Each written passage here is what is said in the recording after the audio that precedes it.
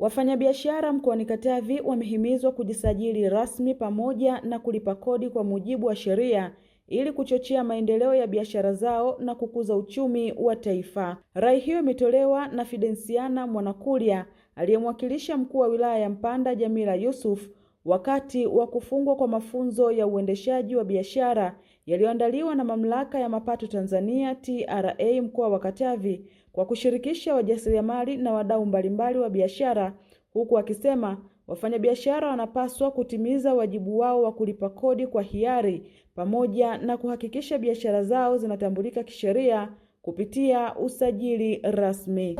Kipekee kabisa serikali ya Jamhuri ya Muungano wa Tanzania inathamini sana mchango wa wafanyabiashara. Tukiwa tunaamini kwamba mfanyabiashara anapofuata sheria na taratibu, lakini pili anapofanya biashara zake na kulipa kodi zile zinapokuja kurudi zinakuja na miradi ya maendeleo, na hiyo miradi ya maendeleo haiendi sehemu nyingine, inarudi kwetu sisi. Ni waombe wafanyabiashara pale mnapokuwa mnafanya biashara zenu hakikisheni mmejisajili.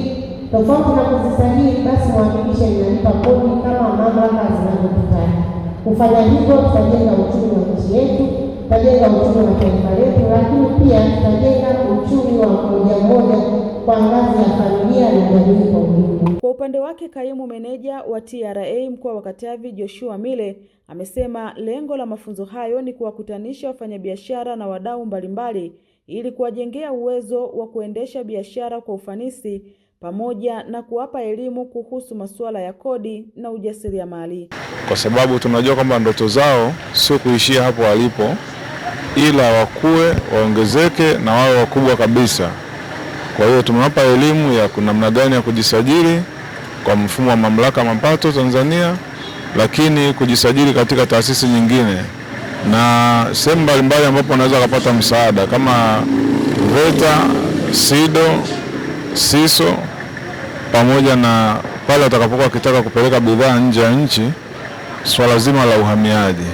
Baadhi ya wafanyabiashara walioshiriki mafunzo hayo wamesema yamekuwa na manufaa makubwa kwao, kwani yameongezea uelewa kuhusu wajibu wao wa kisheria na umuhimu wa kulipa kodi kwa hiari.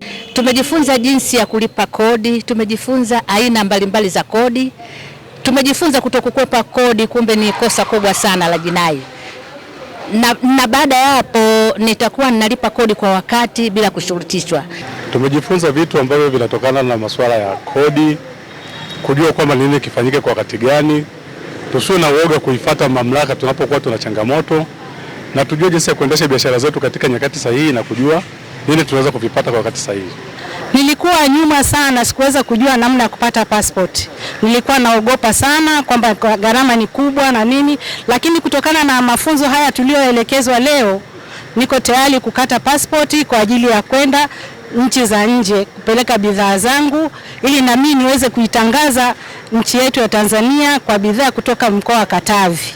Kwanza unapolipa mapato kwenye nchi yetu, na ndipo ambapo unajulikana kwamba wewe ni mfanyabiashara ambaye ni Mtanzania.